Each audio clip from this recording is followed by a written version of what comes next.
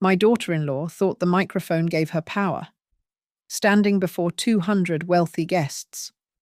She turned her wedding toast into a public mockery of my poverty. She laughed, expecting me to break, but I just watched her with a steady gaze. She did not know that by tomorrow morning, her perfect life would be nothing but ash.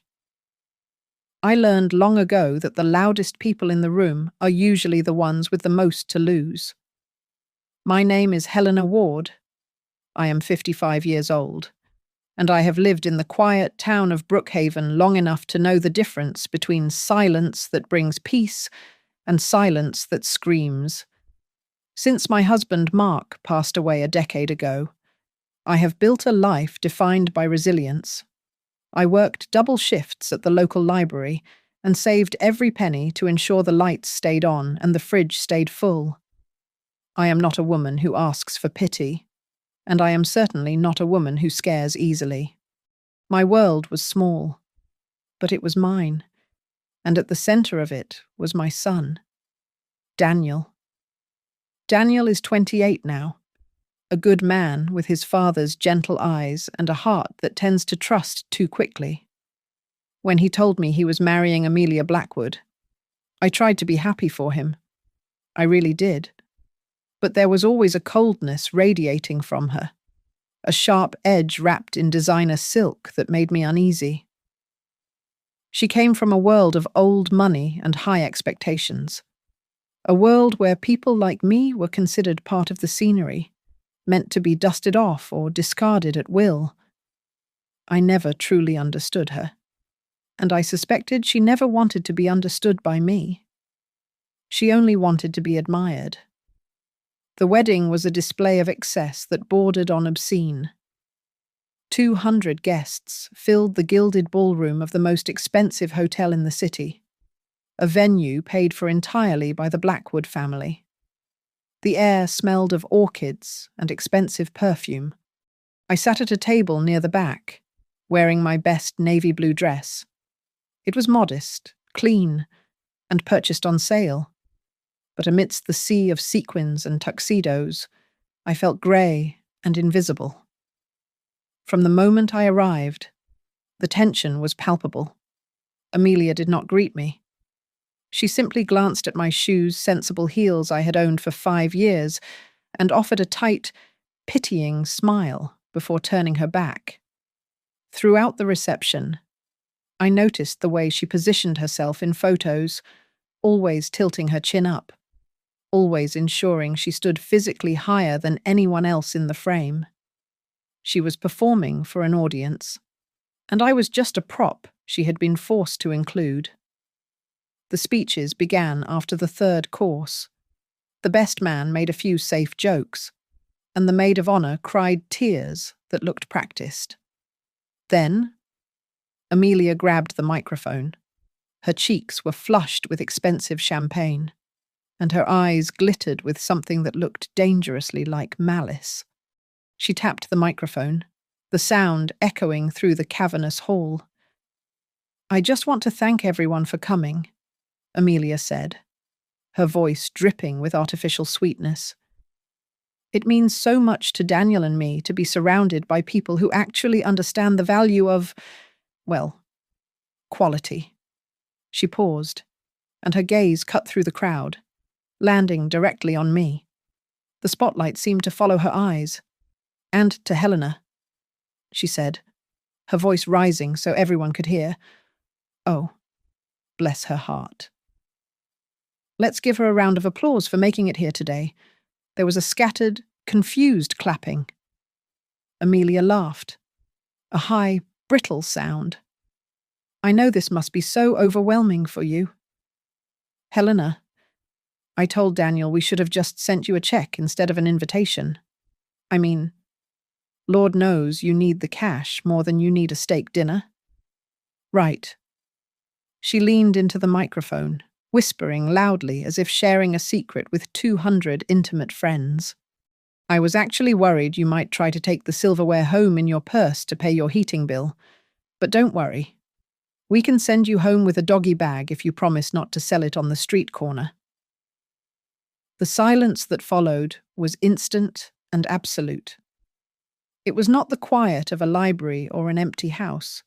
It was a vacuum, sucking the air out of the room. 200 people froze. Forks stopped halfway to mouths. The band stopped playing. Even the waiters stood still. Daniel looked at his new wife, his face draining of colour, his mouth opening and closing as if he could not process the cruelty he had just witnessed. Amelia stood there, smiling, waiting for the laughter that never came. She expected me to crumble. She expected the poor, widowed librarian to burst into tears and run out the door in shame. But I did not move. I did not look down at my hands. I did not reach for my napkin to hide my face. I sat perfectly straight, my spine rigid against the back of the chair. I locked eyes with her across the room. My face was a mask of absolute, terrifying calm. I watched her with the same detachment one might use to observe a car crash in slow motion. In that silence, while she stood holding the microphone like a weapon she no longer knew how to use, I felt something inside me shift. It was not anger. It was clarity. She thought she had broken me. But all she had done was show me exactly where to strike. The drive back to my small bungalow on the outskirts of Brookhaven took 40 minutes. I drove with the radio off, the silence of the car acting as a balm to the stinging humiliation that still burned on my skin. When I walked through the front door, the house smelled of old wood and lemon polish, a scent that had not changed in the 10 years since Mark died. I did not turn on the main lights. Instead, I walked straight to the hallway closet and pulled down the battered cardboard box labeled Mark's Things. I sat on the living room floor. The box settled between my legs. Inside lay his old flannel shirts, his watch, and the notebooks he used to fill with sketches of houses he knew we would never afford. My fingers traced the leather cover of his favourite journal. Mark had been a man of few words, a carpenter who let his hands speak for him. We had spent our entire marriage scraping by, counting pennies to buy groceries, patching up holes in the roof ourselves because we could not hire help. We were poor, but Mark never let us feel small. I remembered a day 20 years ago. A landlord had mocked Mark for his dirty work boots, sneering that he would ruin the carpet of an apartment we were trying to rent. Mark had not shouted. He had not argued. He simply looked at the man, smiled politely, and walked away. Later, when I asked him why he did not get angry, he told me something that anchored me now. "Helena," he had said, his voice low and steady like the hum of a river. "Noise is for the insecure. When you know who you are, you don't need to shout it. Silence scares them more than screaming ever could." Tonight, Amelia had wanted me to scream. I realized that as I sat there in the dark, she had wanted tears. She had wanted a scene. My poverty was an insult to her carefully curated world of designer labels and country clubs. By existing, by being Daniel's mother, I was a stain on her perfect picture. She needed me to react so she could justify her disdain. She needed me to be the crazy, unrefined woman she told everyone I was. But I had given her nothing, and that was a theft she could not process. My phone buzzed on the floor beside me. It was Daniel. It was past 1 a.m, but I answered. "Mom." His voice was tight, sounding thin and stretched. "Mom, are you home? I didn't see you leave." "I am home, Daniel," I said softly. "I thought it was best to give you 2 space. I'm so sorry," he stammered, the words tumbling out in a rush. "Amelia, she had too much champagne. She thinks she was just being funny." You know how she gets. She doesn't mean it. I closed my eyes. My heart ached for him. He was trying so hard to bridge a gap that had become a canyon. He was a good boy, trapped between the woman who raised him and the woman he had chosen. It is fine. Daniel? I lied, my voice keeping that same terrifying steadiness. It's not fine, he whispered harshly, likely hiding in the bathroom so she would not hear. It was awful. I told her it was too much. She's crying now. Mom. She says you made her feel judged because you just stared at her. She says you looked at her like she was a monster. I felt a cold satisfaction settle in my chest. So, it was working. I did not say a word. Daniel? I replied. How can I be judging her if I said nothing I know? I know. Look, just, please don't be mad. We will come over tomorrow before the honeymoon flight. We need to fix this. Go to sleep. Daniel, I said. We will see what tomorrow brings. I hung up and looked back at Mark's journal. Amelia was not afraid of me because I was poor. She was afraid because her entire identity was built on the fragile belief that she was better than everyone else. My silence had cracked that foundation.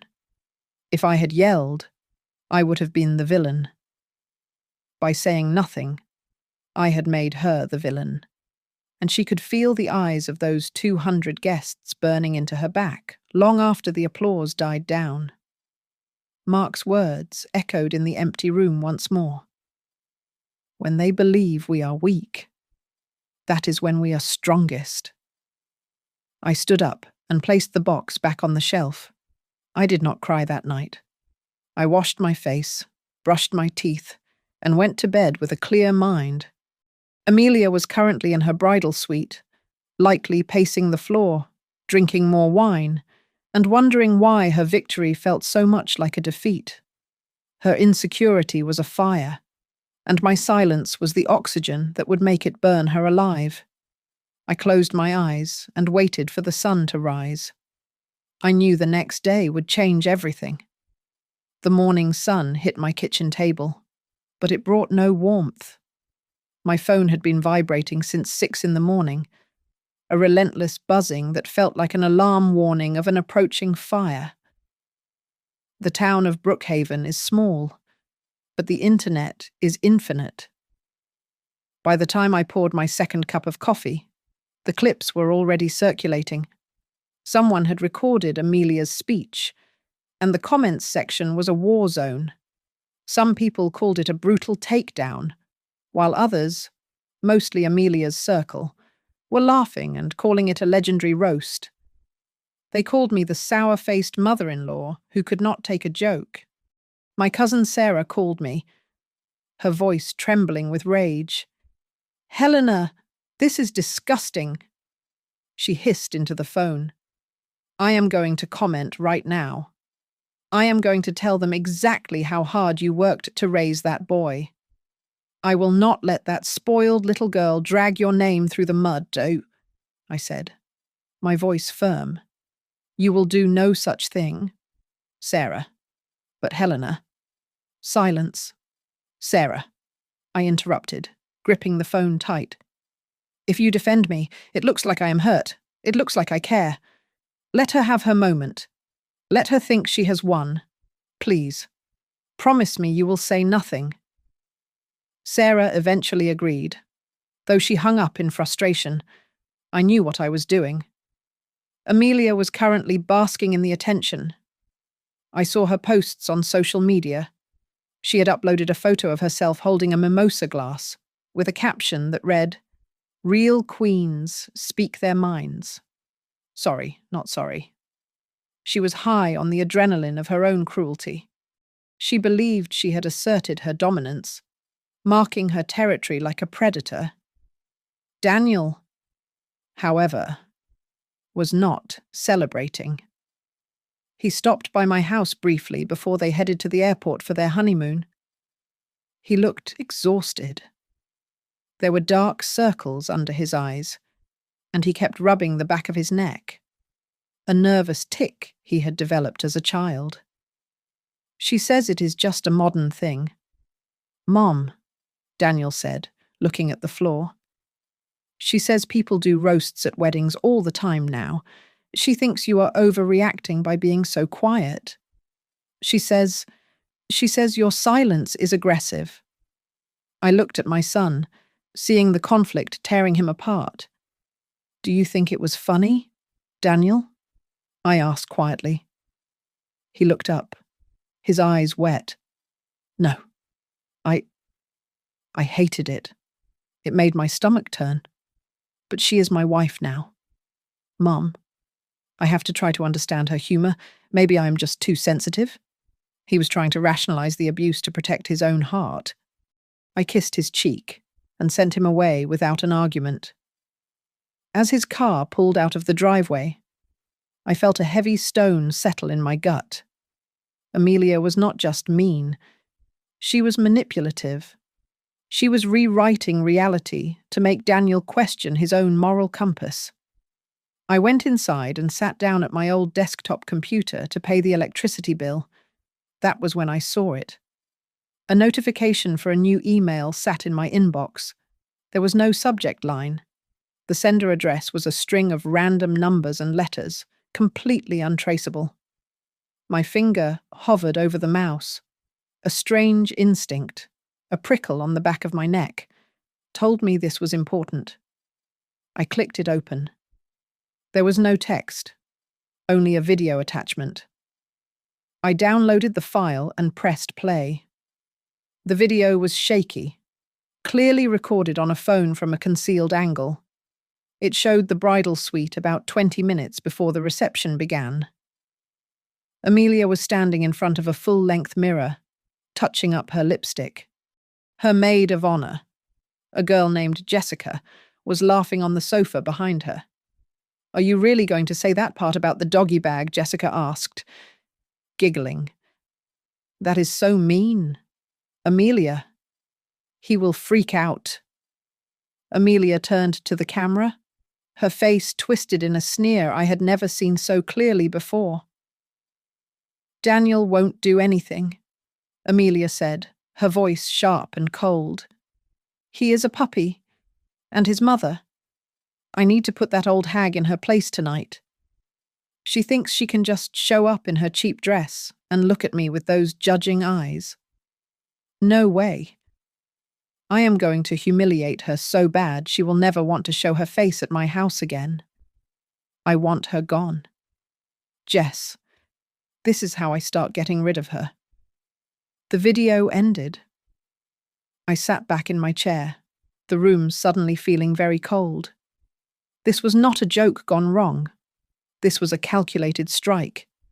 She had planned it. She wanted to isolate Daniel by driving me away with shame. But then a new thought struck me, sharper than the first. Who sent this? Jessica was Amelia's best friend. There were only 3 other girls in that room. Someone in Amelia's inner circle had recorded her. Someone had stood there, pretending to be her friend, while secretly capturing evidence of her malice. And that person had found my email address and sent it to me less than 24 hours later. I was not the only one who wanted to see Amelia Blackwood fall. I did not forward the video to Daniel. Not yet. That would be too messy, and he might not believe the context. Instead, I saved the file to a USB drive and locked it in my desk drawer. I stared at the screen, my heart beating a slow, steady rhythm. I was not alone in this fight. There were shadows moving around Amelia, forces she was too arrogant to see, and whoever they were, they had just handed me the first weapon of the war. 2 days after the wedding, my phone rang at 2 p.m. The number was blocked, but curiosity made me answer. The voice on the other end was female, low and urgent. She did not give her name, Only an instruction to meet her at a diner on the edge of town in 30 minutes. She said it concerned the Blackwood family, and more importantly, the safety of my son. I arrived 5 minutes early. I ordered a black coffee and waited in the back booth, watching the door. Precisely at 2:30, a woman walked in. She looked to be in her late 40s, dressed in a sharp grey suit that had seen better days. Her hair was pulled back in a severe bun, but stray strands escaped around her face, suggesting a woman who was slowly losing her grip on composure. She slid into the booth opposite me without shaking my hand. "My name is Lisbeth," she said, her eyes darting to the window as if checking for followers. I was the senior accountant for Blackwood Industries for 15 years. I quit 3 months ago. I took a sip of my coffee, watching her over the rim of the cup. "Why are you telling me this?" "Lisbeth." "Because I saw what happened at the wedding," she replied. "The video is everywhere. Amelia thinks she is untouchable. She thinks she is the queen of high society. But I know the truth. That girl is not a princess. Mrs. Ward, she is a parasite." Lisbeth leaned in, lowering her voice to a harsh whisper. "Amelia is broke, completely and utterly destitute. The fancy clothes, the cars, the wedding venue. It is all smoke and mirrors. She has over $400,000 in personal credit card debt. She has been siphoning money from the company accounts to pay the interest, covering one lie with another. The Blackwood empire is crumbling, and she is using the last of the mortar to build herself a pedestal." I felt a chill run down my spine, but I kept my face impassive. "And Daniel. That is why I'm here," Lisbeth said, her voice trembling slightly. "Daniel is her safety net. I saw the prenuptial agreement drafts she rejected. She made sure there was no separation of debt. If the company goes under, or if the IRS looks too closely at her personal filings, Daniel is liable. She is going to drag your son into a federal prison cell to save her own skin." My hand tightened around my coffee cup until my knuckles turned white. This was not just about a cruel wedding toast anymore. This was about survival. "Why come to me?" I asked. "Why not go to the police because the police need evidence, and the Blackwood family has friends in high places?" Lisbeth said. "But a scandal. A public exposure of the truth that destroys her credibility, and you are the only one she has publicly attacked. You are the perfect vehicle for this." She reached into her purse and slid a small, silver USB drive across the sticky table. "This drive contains everything," she whispered. "Bank statements, emails, the falsified ledgers. It is all there. It is nuclear. Mrs. Ward, if you release this, Amelia is finished." I looked at the small device. It looked innocuous, just a piece of plastic and metal, yet it held the power to incinerate a life. I picked it up and slipped it into my pocket. "Thank you, Lisbeth," I said calmly. She looked at me, surprised by my lack of panic. "Aren't you scared? She is dangerous?" "Amelia is a child playing with matches," I said, standing up. "She just doesn't realize she is standing in a pool of gasoline." I walked out of the diner into the bright afternoon sun. As I drove home, the weight of the USB drive in my pocket felt heavy, but a question nagged at me. Lisbeth's hatred felt too personal for a mere accountant. She was not just a whistleblower. She was a soldier in a war I had not known existed. Someone else was moving pieces on this board. Someone else wanted Amelia destroyed, and they were using me to pull the trigger. I did not mind being the weapon, as long as I could aim it away from my son. The collapse was coming, and I knew now that I was not the cause, but I would certainly be the witness. The glow of the computer monitor washed over my face, illuminating the lines of exhaustion etched around my eyes. I sat in the darkness of my living room, scrolling through the files on the silver USB drive Lisbeth had given me. What I saw was not just financial irresponsibility. It was criminal. There were transfers of $50,000 here, $20,000 there, all moved into offshore accounts under shell names. There were forged signatures, some of them clumsily tracing the loop of my son's handwriting. Amelia was not just drowning in debt. She was actively stealing from her family's company and framing Daniel as the accomplice. I leaned back in my chair, the leather creaking in the silence.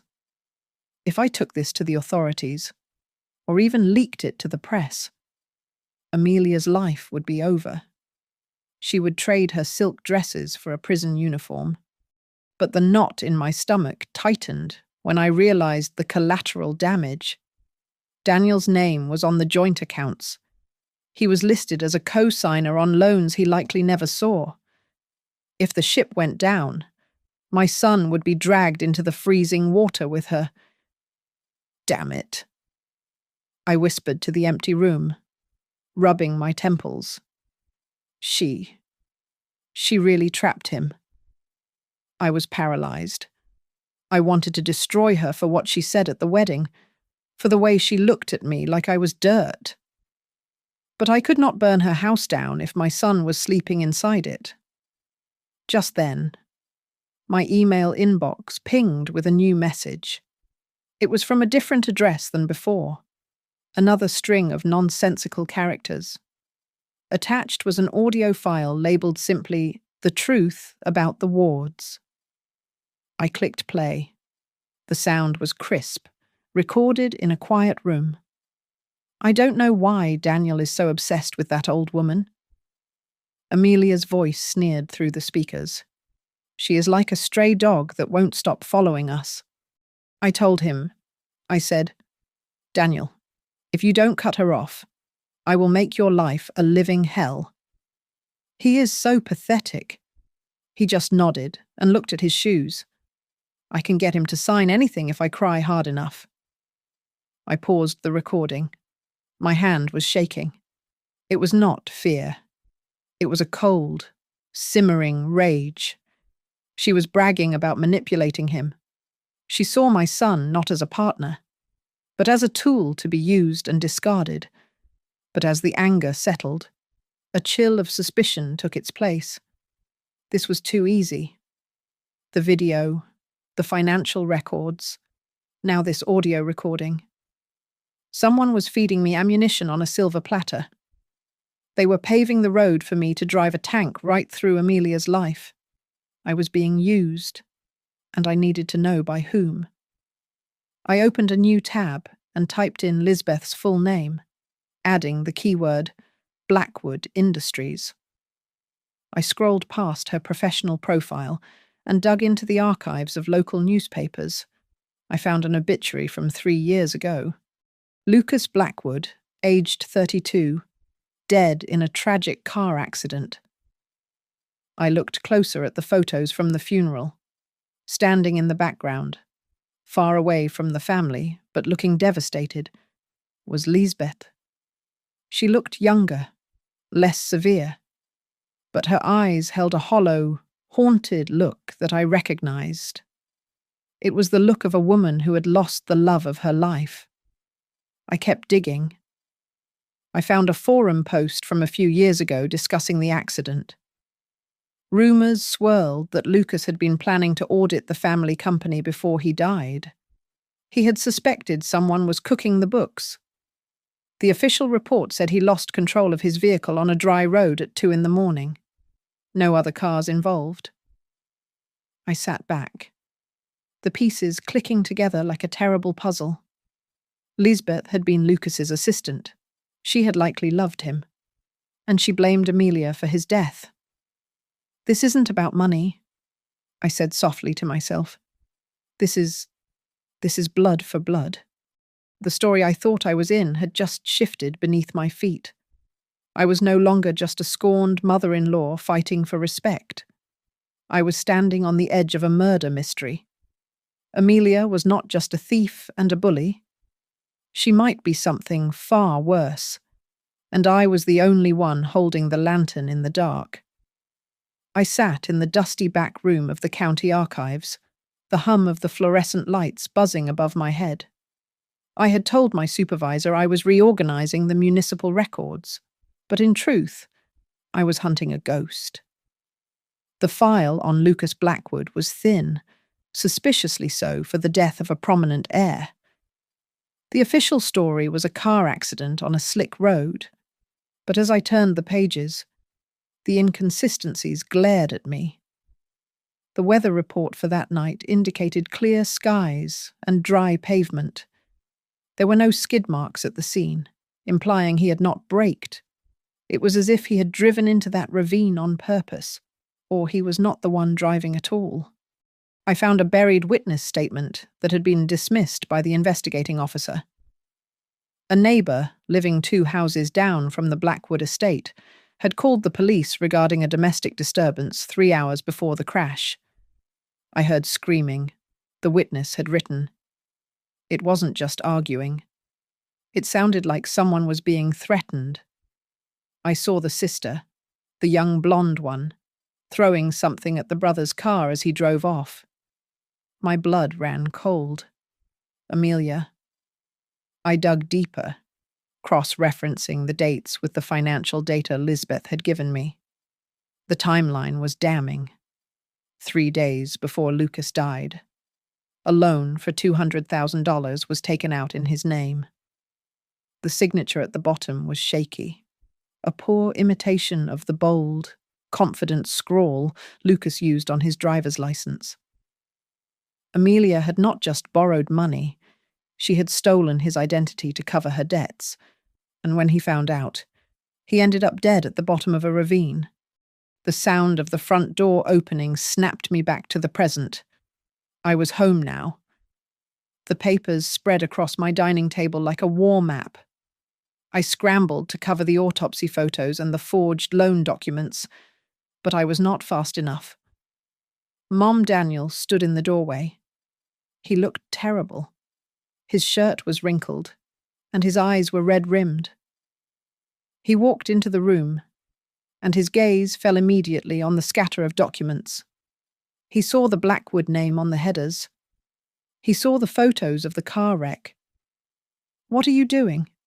Daniel asked, his voice cracking. Are you investigating the mum? This has to stop. You are obsessed. I am protecting you." "Daniel?" I said, standing up and trying to block his view. "There are things you do not know. Dangerous things." "I don't want to hear it," he shouted, tears welling in his eyes. "I know Amelia was cruel at the wedding. I know she hurt you. But digging into her family's tragedies, that is sick. Mom, Lucas died. It destroyed them. How can you use that against her?" I bit my tongue until I tasted copper. I wanted to scream the truth. I wanted to tell him that his wife was a fraud and possibly a killer. But I looked at his face so full of pain, so desperate to believe in the woman he loved, and I could not do it. I could not break him with a theory I could not yet prove in court. I swept the papers regarding Lucas into a pile and shoved them into a drawer. "Fine," I said, my voice trembling. "I will put them away." Daniel let out a long, ragged sigh and slumped into the chair in front of my computer. The screen was still on. I had forgotten to close the media player. "I just want peace," he whispered. "I just want us to be a family." His hand moved the mouse to wake the screen. Before I could stop him, the video player maximized. It was not the file about Lucas. It was the backstage video Lisbeth had sent, the one where Amelia and her friend were laughing in the bridal suite. "What is this?" Daniel asked. Daniel, don't I started, reaching out. But he had already clicked play. Amelia's voice filled the room, sharp and mocking. Daniel won't do anything. The digital Amelia sneered. He is a puppy. And his mother. I need to put that old hag in her place. I want her gone. I watched Daniel freeze. The colour drained from his face, leaving him looking like a statue made of ash. He watched the video loop, watched his wife call him a puppy, watched her plan my humiliation with a cold, calculating smile that he had probably never seen directed at him. The silence in the room was heavy, suffocating. It was different from the silence at the wedding. That had been shock. This was the sound of a heart breaking. She called me a puppy, Daniel whispered, his voice barely audible. He looked up at me. The boyish softness was gone from his eyes.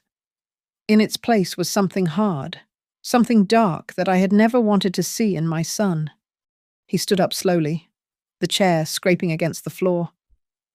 She planned it, he said. It wasn't a joke. She planned it. I am sorry you had to see that, I said softly. Don't be, Daniel replied. He turned to the door, his hands balled into fists at his sides. I think I need to go home and ask my wife some questions. He walked out without another word, but the air around him crackled with tension. The bomb had not gone off yet, but the fuse was lit, and it was burning fast.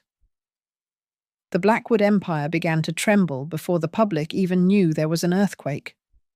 Someone, likely Lisbeth, had triggered a security alert within their internal servers, letting them know that the files regarding the offshore accounts had been accessed.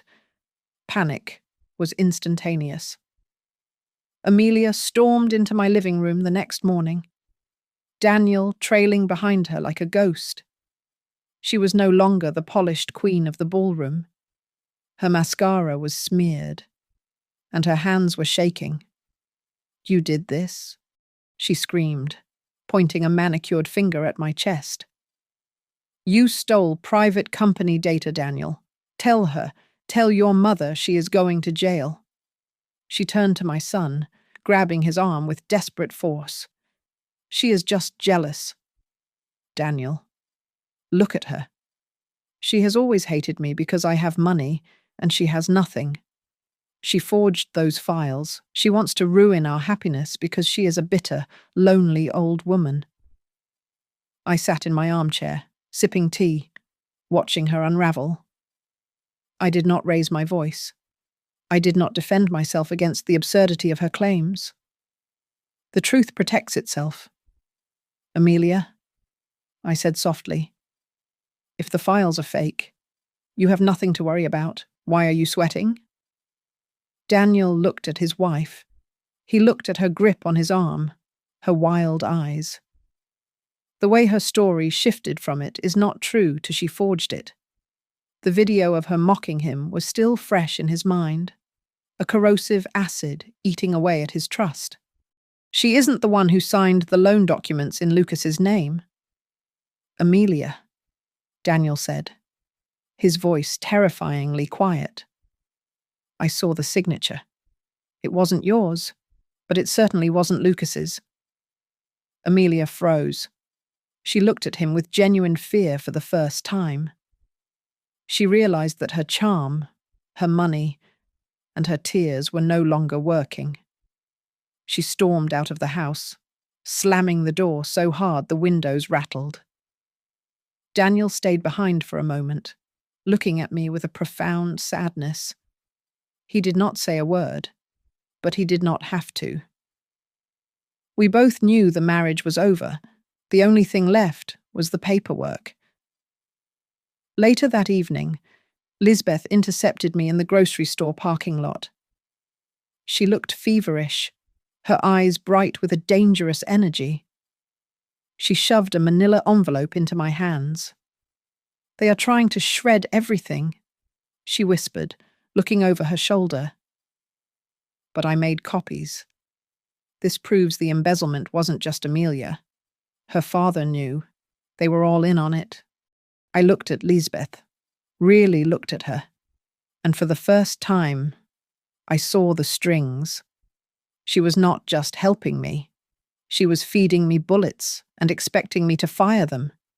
She wanted the Blackwood name destroyed to avenge Lucas, but she wanted my fingerprints on the gun. "You want me to be the executioner?" I said. "Does it matter?" Lisbeth hissed. As long as they burn, she vanished into the night before I could answer. I drove home, feeling the weight of the envelope on the passenger seat. I was wary of Lisbeth, but the universe seemed determined to bring the walls down regardless of my choice. When I got home, my computer screen was glowing. Another anonymous email had arrived. This one was not from Lisbeth. The header code was different, more sophisticated. It contained a single video file attached, time-stamped from 3 years ago. I clicked play. It was black and white CCTV footage from the Blackwood executive office. It showed Amelia, 3 years younger, standing over a shredder. She was frantically feeding documents into the machine. She paused to look at one page, and the high-definition camera caught the header clearly, Lucas Blackwood, Estate and Trust. She was crying in the video, tearing the paper apart with violent, jerky movements before stuffing it into the blades. I sat back, the air leaving my lungs. This was the final piece. Amelia had not just stolen from her brother. She had destroyed the evidence of his suspicions right after he died. She had danced on his grave to pay for her designer dresses. I realized then that my silence at the wedding had started an avalanche I could no longer stop. The forces gathering against Amelia were not just angry, they were ancient and unforgiving. I was merely the witness to a judgment that had been coming for a very long time. The collapse was here, and it was going to be total. The only thing left for me to do was to make sure Daniel was not standing under the rubble when it fell. I closed the laptop, my hands trembling slightly, knowing that tomorrow would be the end of everything Amelia Blackwood had built. The air in Brookhaven felt heavy, charged with the electricity of an approaching storm. Daniel had spent the last 24 hours doing something he should have done months ago. He went to the bank. He pulled the credit reports. When he came to my house that afternoon, he held a stack of papers in his shaking hands. "It is all true," Daniel whispered, staring at the coffee mug I placed in front of him. She forged my signature on 3 different loan applications, $50,000 each. She used my social security number. I sat opposite him, saying nothing. There was no joy in being right, only the dull ache of watching my son's heart shatter. "The company is going under," he continued, his voice barely audible. "The SEC is involved. Dad, Mr. Blackwood called me. He is terrified. He said Amelia has been cooking the books for 2 years to support her lifestyle."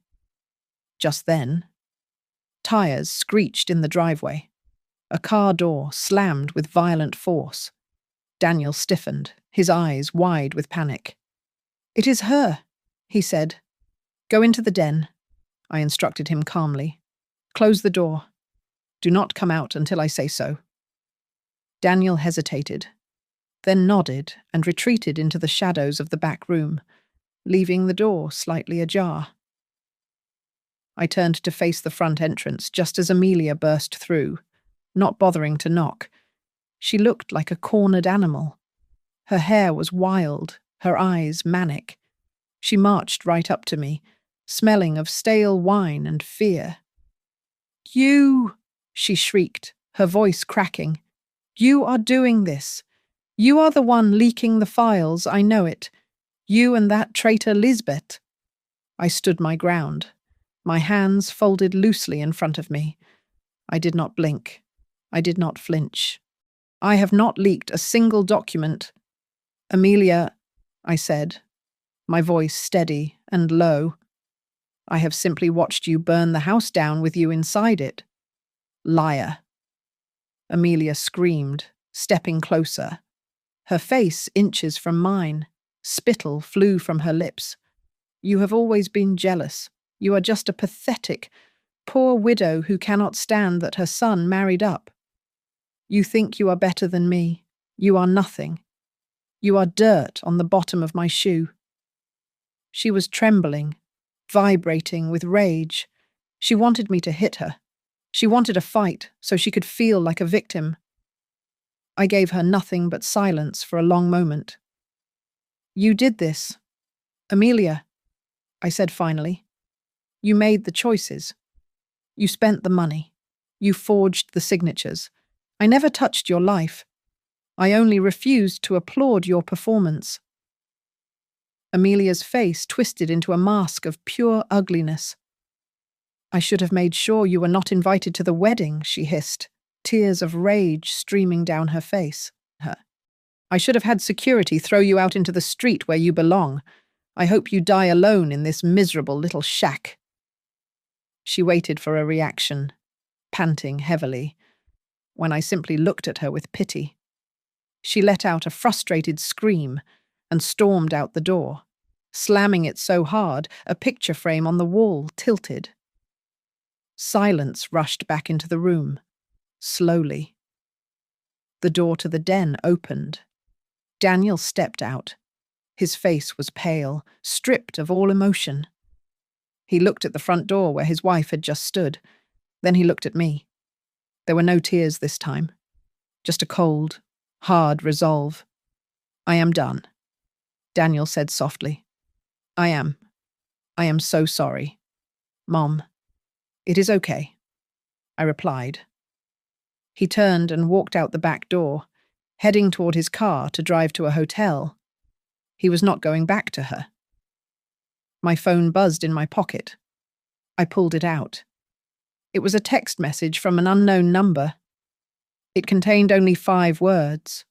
Tomorrow is the end. I looked out the window at the darkening sky. The storm had finally broken, and tomorrow the flood would come. The sun rose over Brookhaven, but for the Blackwood family, it was the beginning of a long, dark night. At exactly 8 in the morning, a fleet of black SUVs swarmed the headquarters of Blackwood Industries. Men and women in windbreakers emblazoned with federal letters marched through the glass doors, seizing computers, boxes of files, and the personal devices of every executive present. The news broke within minutes, flashing across every television screen in town. I was sitting in my kitchen when the second wave of the storm hit. My phone began to ping incessantly. The anonymous source had not just sent the evidence to me, they had released it to the world. The video of Amelia's cruel wedding speech, the backstage recording where she mocked me, and the files showing her embezzlement were trending on every social media platform. The public reaction was swift and brutal. The internet does not forgive arrogance. Thousands of strangers were tearing Amelia apart in the comments, calling her a monster, a fraud, and a bully. She had wanted to be famous, and now she was, but not in the way she had imagined. She was no longer the glowing bride. She was the symbol of greed and cruelty. At 10 o'clock, Daniel walked into my kitchen. He held a piece of paper in his hand, his face pale as a sheet. "They served me with a subpoena," he said, his voice trembling. "The federal agents, they think I helped her. They think I signed those loan applications." I stood up and took the paper from his hands. "You have nothing to worry about, Daniel," I said firmly. "The USB drive I gave to the authorities this morning contains the handwriting analysis. It proves she forged your signature. It proves you were a victim, not an accomplice." Daniel looked at me, tears welling in his eyes. He finally understood. He realized why I had been so quiet, why I had taken the insults without fighting back. I had not been weak. I had been gathering the shield that would save him when the arrows started flying. "You knew," he whispered, his voice cracking. "You knew she was going to destroy herself. And you made sure I wasn't standing next to her when she exploded." "I am your mother," I replied softly. "I will always protect you." Just then, the breaking news alert on the television cut through the room. The camera showed the front lawn of the house Daniel and Amelia had moved into only 2 days ago. Amelia was being led out in handcuffs. She was not wearing her designer silk. She was wearing a tracksuit, her hair messy, her face swollen from crying. She was screaming at the officers, thrashing against the restraints. "Get your hands off me!" she shrieked, her voice shrill and desperate. "Do you know who I am? I am a Blackwood. My father will have your badges. Daniel, where are you?" She looked into the news camera, her eyes wild, searching for a savior who was not coming. The final blow came an hour later. The Blackwood family issued a public statement in a desperate attempt to save their company's stock price. Amelia's parents threw her to the wolves. They claimed they had no knowledge of her illegal activities and that she was no longer a representative of the family business. They cut her off completely. By sunset, the silence in my house was peaceful. Daniel sat at the kitchen table with a pen in his hand. The divorce papers lay before him, drafted by the family lawyer who had also abandoned Amelia. "It is over," Daniel said, his voice hollow but steady. "One day. It took one day for everything she built to turn to dust." He signed the paper. The scratch of the pen against the page was the loudest sound in the room. It was the sound of a heavy chain finally breaking. The wedding had been 48 hours ago, but the marriage was already a relic of the past. Amelia was sitting in a holding cell, stripped of her jewelry and her pride, while I made tea for my son, the only treasure I had ever really cared about. The world they had built on lies had collapsed, and just as Mark had promised, the truth had defended itself. It has been 6 months since the gavel fell. The media storm that swirled around our lives was intense, but like all storms, it eventually ran out of rain. Daniel and I moved out of the old neighborhood, away from the prying eyes and the whispers. We found 2 small houses just a block apart in a quiet suburb where no one knows our names. For weeks, reporters banged on my door, offering thousands of dollars for an exclusive interview with the Iron Mother-in-Law. But I never opened the door. I had no desire to be famous. I only wanted to be free. Daniel comes over for dinner every Sunday now. He looks different. The shadows under his eyes are gone, replaced by a clarity I have not seen since he was a teenager. Last night, as we were washing dishes, he stopped and looked at me, the soapy water dripping from his hands. "Mom, I don't know how to apologize enough," he said, his voice thick with emotion. "I was so blind. She made me think you were the enemy. I let her treat you like garbage because I was too weak to see the truth." I dried my hands on a towel and placed a hand on his shoulder. "You do not need to apologize, Daniel," I said softly. "You were lost. Now you are found. That is all that matters to me." He hugged me then, holding on tight as if he were afraid I might disappear. I patted his back, feeling the tension finally leave his frame. He had enrolled in a carpentry course at the local community college, returning to the work his father loved. He was rebuilding his life from the ground up, this time with his own hands, not with someone else's money. A few days ago, I ran into Lisbeth one last time. She looked younger, the hardness in her face softened by closure. We stood on the sidewalk outside the grocery store, two soldiers who had survived the war. It wasn't just me. You know, Lisbeth told me, a small smile playing on her lips. When I started digging, I found others. The maid Amelia fired for no reason. The intern she bullied into quitting. The contractor she refused to pay. They all had pieces of the puzzle. They all sent me proof. You didn't just fight her, Helena. You gave everyone she ever hurt a reason to stand up. I realized then that I had never really been fighting alone. My silence at the wedding had been a signal, a beacon that rallied an army of ghosts Amelia thought she had buried. I had not taken revenge. I had simply held the door open for the truth to walk in. I went home and found a letter in my mailbox. The envelope was grey and stamped with the seal of the State Correctional Facility. It was from Amelia. I opened it and read the frantic, scribbled handwriting. She was begging me to write a character reference for her appeal hearing. She claimed she had changed. She claimed she was a victim of circumstance. Please. Helena, she wrote, I have no one left. Everyone has abandoned me. Just tell them I was a good daughter-in-law, please.